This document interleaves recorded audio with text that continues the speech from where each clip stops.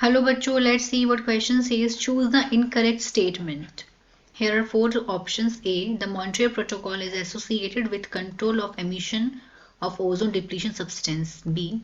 Methane and carbon dioxide are greenhouse gases. C. Thomson unit are used to measure oxygen content. And D. Use of incinerators is crucial to decompose of hospital wastage. तो इसमें से हमें बताना है कि इन चारों option में से इनकरेक्ट स्टेटमेंट किस ऑप्शन में है।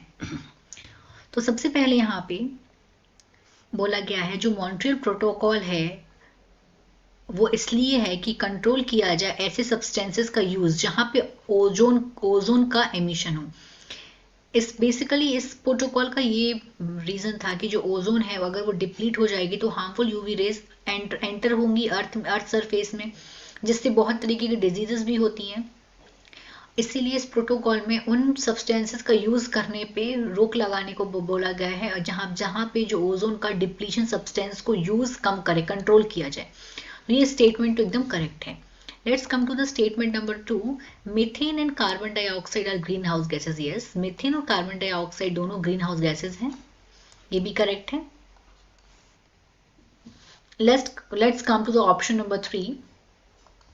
Thomson unit are used to measure oxygen content. No, this is wrong. Why so?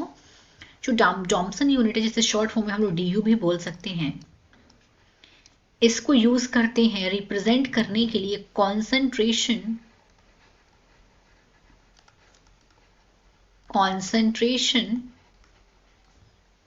या फिर थिकनेस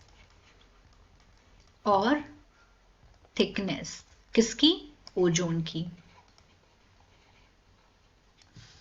ओजोन का फॉर्मूला है मॉलिक्यूलर फॉर्मूला O3।